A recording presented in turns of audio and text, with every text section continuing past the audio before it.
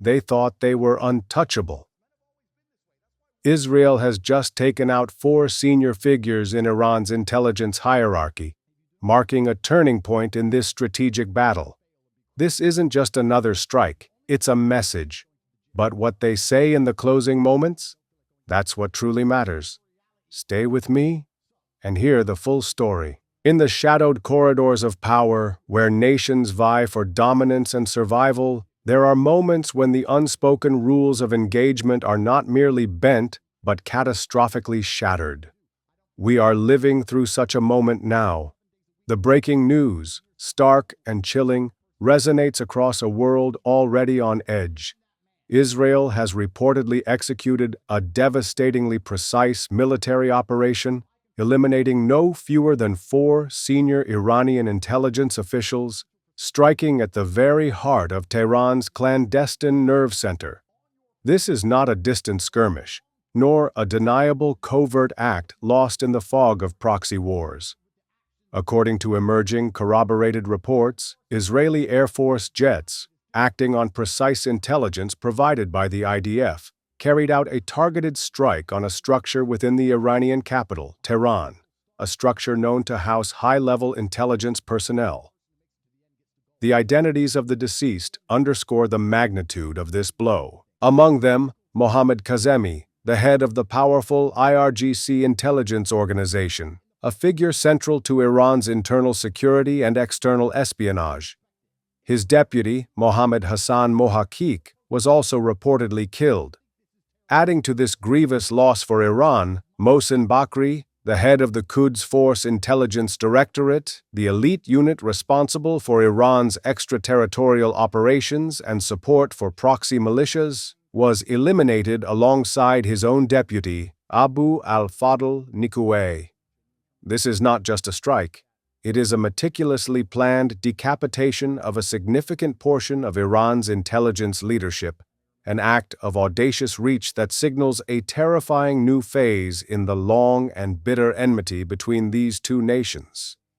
The silence of the shadow war has been irrevocably shattered, replaced by the roar of jets over a capital city and the stark announcement of high-profile deaths. Tehran tremors. The specifics of this operation, as they continue to emerge, paint a picture of extraordinary intelligence penetration and military precision. Israeli Air Force jets, it is claimed, were able to operate with a degree of impunity over Tehran, a testament, according to IDF statements, to the recent successes in degrading Iranian air defense capabilities through a combination of covert sabotage and direct military action. This assertion of aerial superiority, if accurate, is a deeply alarming development for Iran, suggesting that its own capital, long considered a bastion, is now vulnerable to direct, overt aerial assault from its most determined adversary. The elimination of Kazemi, Mohaqiq, Bakri, and Nikoué, the very architects of Iran's internal surveillance, counter-espionage, and foreign intelligence operations, in a single targeted strike within Tehran itself, sends profound tremors through the Iranian establishment. This is not merely a tactical loss. It is a strategic catastrophe for the IRGC's intelligence apparatus, a blow that will take considerable time and effort to recover from if full recovery is even possible. The psychological impact on the remaining IRGC leadership, and indeed on the broader Iranian security services, cannot be overstated. It fosters an atmosphere of paranoia, erodes morale, and forces a critical reassessment of their own security protocols and vulnerabilities.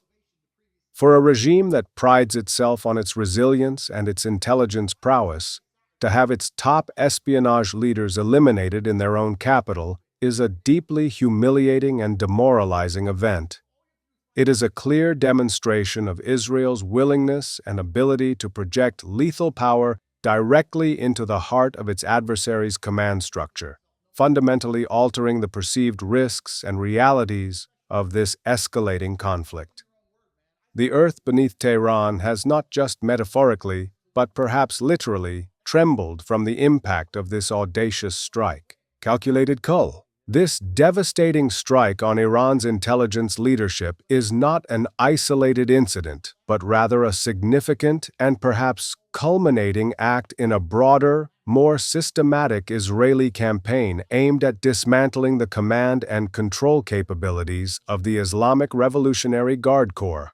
According to analysts and previous reports, Israel has, over time, successfully removed several other top-tier IRGC commanders, including highly influential figures such as Ali Shadmani, a wartime chief of staff known for his strategic acumen, and Amir Ali Hajizadeh, the widely recognized and often outspoken chief of the IRGC's aerospace force, responsible for Iran's ballistic missile program. The addition of Mohammad Kazemi, head of the IRGC Intelligence Organization, his deputy, and the two senior Quds Force Intelligence Directorate figures to this list, marks a deliberate and relentless hollowing out of the IRGC's most experienced and powerful leadership. This is a calculated cull, designed to cripple Iran's ability to effectively wage conventional warfare, coordinate its network of regional proxies, manage internal security threats, and execute its foreign intelligence operations. Each successful elimination disrupts continuity, sows confusion, and forces Iran to elevate less experienced or perhaps less capable individuals into positions of immense responsibility, all while under extreme duress. This strategy moves beyond simply degrading military hardware or striking infrastructure. It targets the human capital, the intellectual and operational core of the adversary's warfighting and intelligence machinery. By systematically removing these key figures, Israel aims to achieve a lasting strategic advantage, hoping to induce a degree of paralysis or at least significant operational degradation within the IRGC, thereby reducing the direct threat posed to Israeli interests both at home and abroad.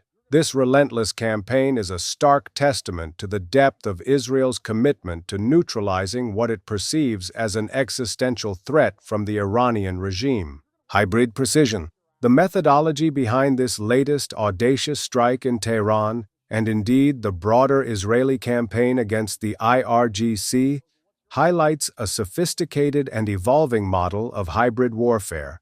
Analysts point to Israel's adept combination of covert Mossad-driven sabotage operations, often aimed at degrading Iranian air defenses, disrupting communications, or compromising critical infrastructure from within, followed by, or coordinated with, overt, precision airstrikes conducted by the Israeli Air Force. This marks a new paradigm. Underground or deniable drone operations, meticulously preparing the battlefield, followed by sophisticated aerial assaults capable of penetrating deep into heavily defended territory to strike high-value targets. The assertion that Israeli jets could operate relatively unchallenged over Tehran is predicated on the success of these preceding, often unseen, efforts to blind and cripple Iran's defensive capabilities. This hybrid approach leverages the strengths of both clandestine intelligence operations and conventional military power, creating a synergistic effect that is difficult for an adversary to counter effectively.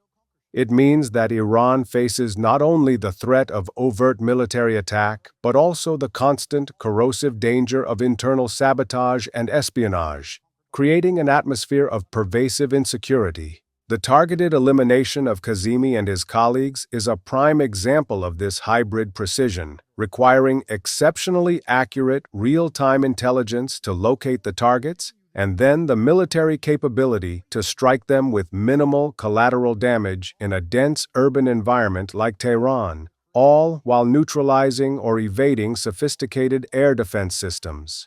This model of warfare, blending the deniable with the undeniable, the covert with the overt, represents a significant challenge to traditional state defenses and signals a future where conflicts may increasingly be fought across multiple, interconnected domains by actors possessing both elite special operations capabilities and advanced conventional military technology. Iran is now experiencing the sharp end of this lethal synergy. Espionage abyss. The immediate and most significant consequence of Israel's strike on the Tehran facility is the deep disruption and potential systemic weakening of the IRGC's vast spy network, leaving Iran with a critical intelligence gap at an exceptionally dangerous moment. The simultaneous elimination of Mohammad Kazemi, head of the IRGC Intelligence Organization, his deputy Mohammad Hassan Mohaqiq, and the two top figures in the Quds Force Intelligence Directorate, Mohsen Bakri and his deputy Abu al-Fadl Nikoué, is an unprecedented blow. These were not just figureheads. They were the experienced commanders responsible for the day-to-day operational cohesion and strategic direction of Iran's entire espionage and counter-espionage apparatus, both domestically and internationally. Their loss creates a vacuum of leadership, experience, and institutional knowledge that will be extraordinarily difficult to fill quickly or effectively, especially amidst an escalating conflict.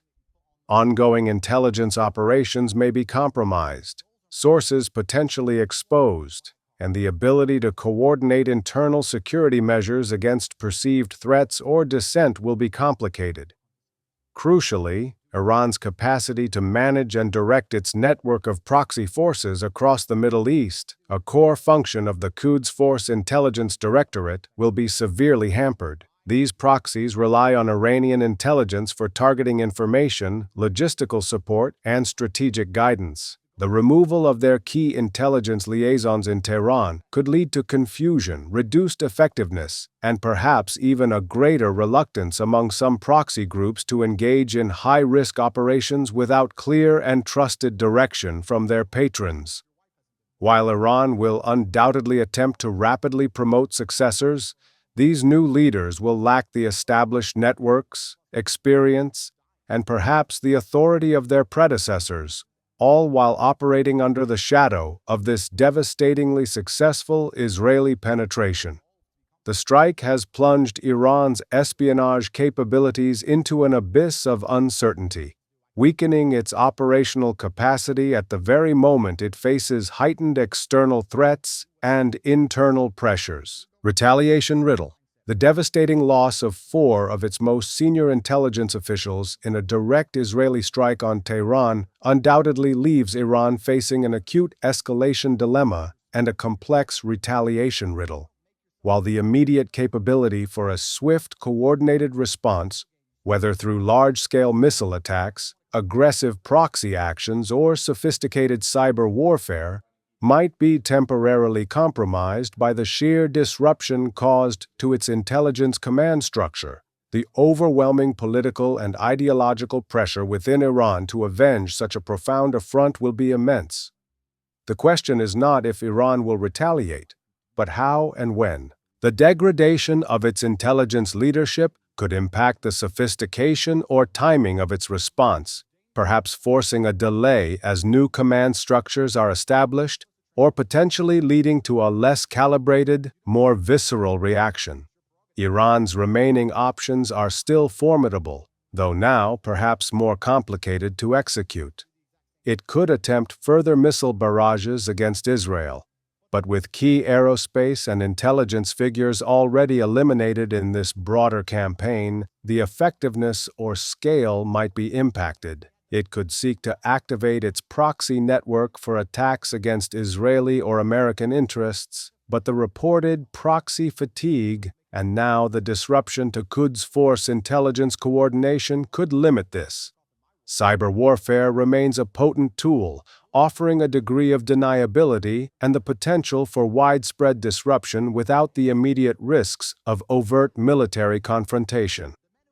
There is also the chilling possibility of Iran attempting targeted assassinations of its own against Israeli or allied officials, escalating the conflict into an even more personal and brutal cycle of vengeance. The Iranian leadership must now weigh the burning desire for retribution against the strategic risks of further escalation, particularly if it perceives its conventional command and control to be significantly weakened.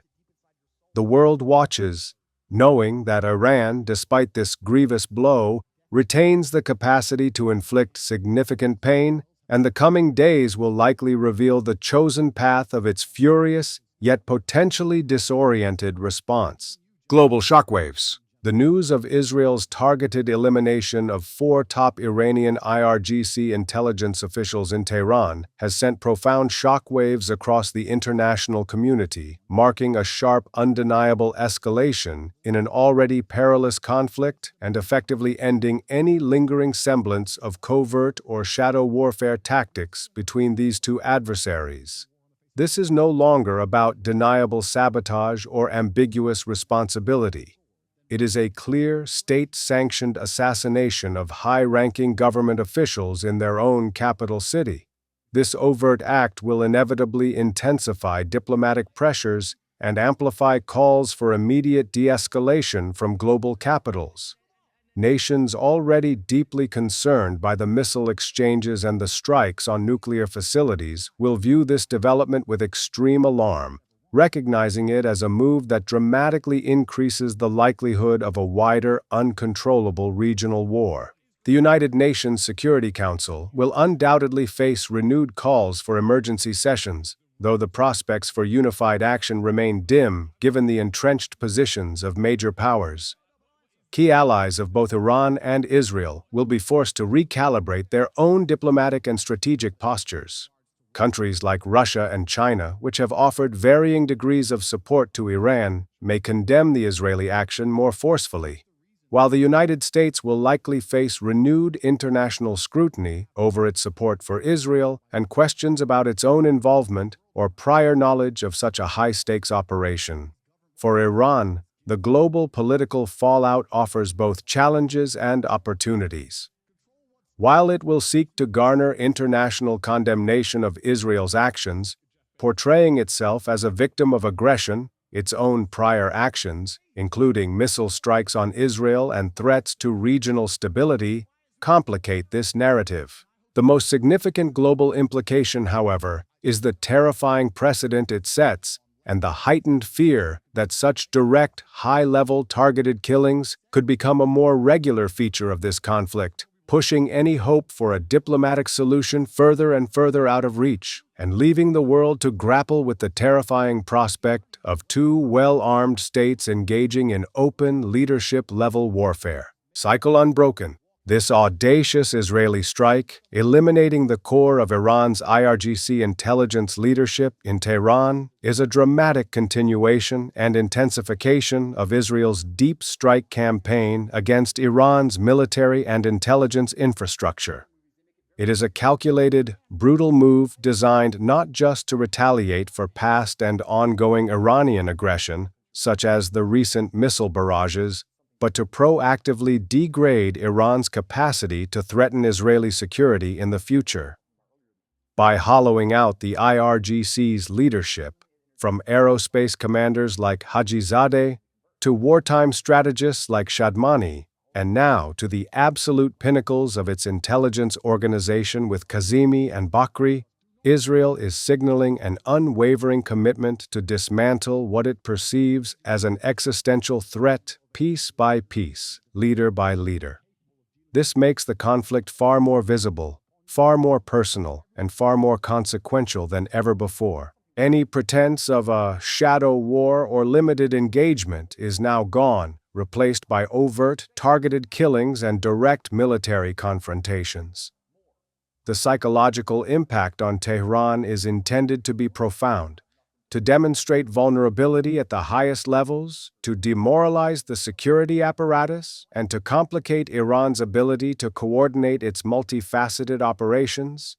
However, such actions, while achieving tactical surprise and significant immediate disruption, rarely end conflicts. More often, they fuel a deeper desire for vengeance, entrenching enmity and perpetuating cycles of violence.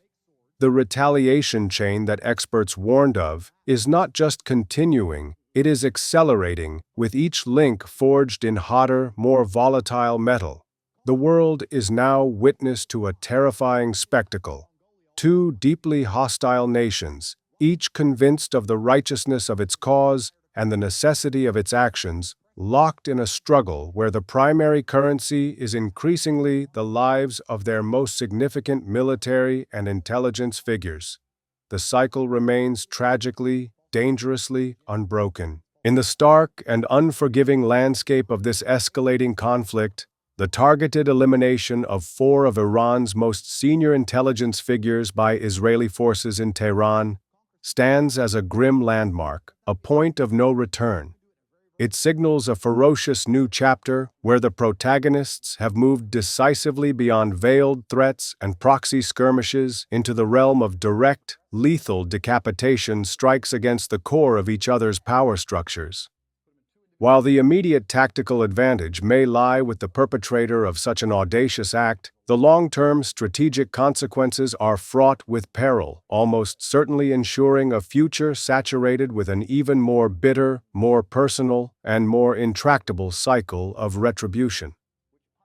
The fragile hope for peace, already so battered, now seems to recede even further, lost in the echoing void left by shattered norms and the consuming desire for vengeance. The path forward is shrouded in an unprecedented darkness.